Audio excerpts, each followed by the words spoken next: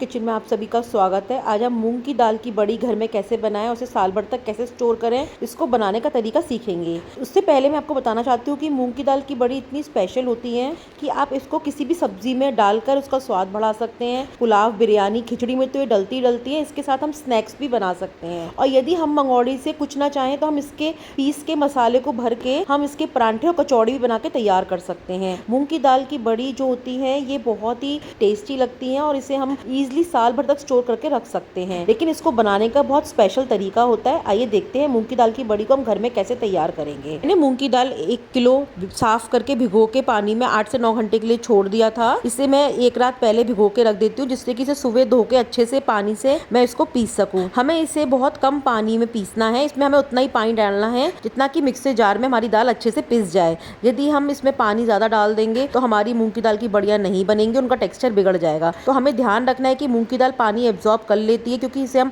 8 से 9 घंटे कम से कम सोक करने के लिए छोड़ते हैं। तो इसमें हमें बिल्कुल ना के बराबर पानी डालना है जिससे कि हमारी मिक्सर जार चल सके अच्छे से और ये दाल फाइन पेस्ट में बनके तैयार हो जाए। अब आप मेरी वीडियो में देख सकते हैं कि मेरी दाल बिल्कुल पिस के तैयार हो चुकी है, बिल्कुल फाइन पेस्ट बनके तैयार हुआ है, बिल्कुल गाढ़ा पेस्ट है। और मैंने यहाँ पे हींग का पानी पहले से बना के रखा हुआ था। मैंने यहाँ पे 8 ग्राम हींग को पानी में रात भर एक बॉटल में भर के रख दिया था जिससे कि वो हींग हमारी अच्छे से फूल जाए और वो पानी में मिक्स हो जाए। यहाँ पे साबुत हींग का इस्तेमाल किया है जो प्योर होती है, उसे मैंने पहले पीस लिया था, फिर उसे मैंने थोड़े से पानी में मिला के रात भर छोड़ दिया था जिससे कि हींग हमारी अच्छे से पानी में फूल जाए और पानी में बिल्कुल हींग का अंश आ जाए। तो आप इस बात का ध्यान रखें कि हींग की वेराइटी होती है। तो यहाँ पे हमें 5 से 8 ग्राम के लगभग हींग डालनी है और इस पानी को हमें धीरे धीरे अपनी मूंग की दाल में डालना है जिससे सभी का फ्लेवर पूरा एक साथ दाल में आ सके। इस तरह से मंगोड़ी में जब हम हींग को मिलाते हैं तो हमारी जो मंगोड़ियाँ होती हैं उनमें एक साथ हींग की खुशबू बनी रहती है। और यदि हम सूखी हींग को डालते हैं दाल में तो वो इतने अच्छे से मिक्स नहीं हो पाती है और उनमें खुशबू भी नहीं आ पाती है। अब हमें इस दाल को बहुत अच्छे से फेंटना है। ये प्रोसेस हम हाथ से भी कर सकते हैं। जनरली लोअर हाथ से ही इसको फेंटते हैं। हाथ से फेंटने पर इस दाल को 25 से 30 मिनट लगते हैं, लेकिन यहाँ पे मेरे पास ये मिक्सर है, इससे हम बहुत अच्छे से और बहुत कम समय में फेंट के तैयार कर सकती हूँ। मैं इसे ज्यादा मात्रा में बनाती हूँ तो मैं इसे इस मिक्सर जार से फेंट लेती हूँ। आप इसे हाथ से फेंट सकते हैं और इसे हमें जब तक फेंटना है कि हमारी दाल दुगनी फूल के फ्लफी ना हो सके। और इसको चेक करने का तरीका होता है कि आप एक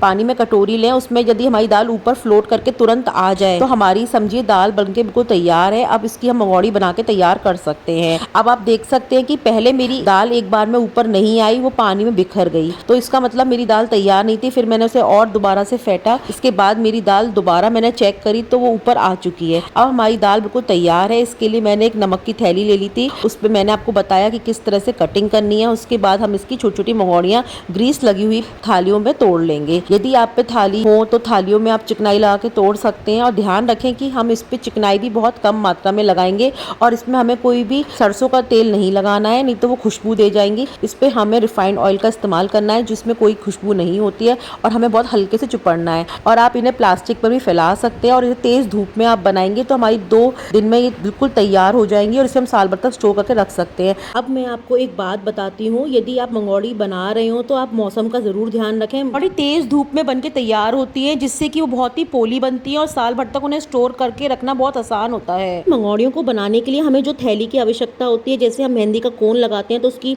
नोक को हम एडजस्ट करते हैं कि हमें कितनी बारीक और कितनी मोटी मेहंदी लगानी है।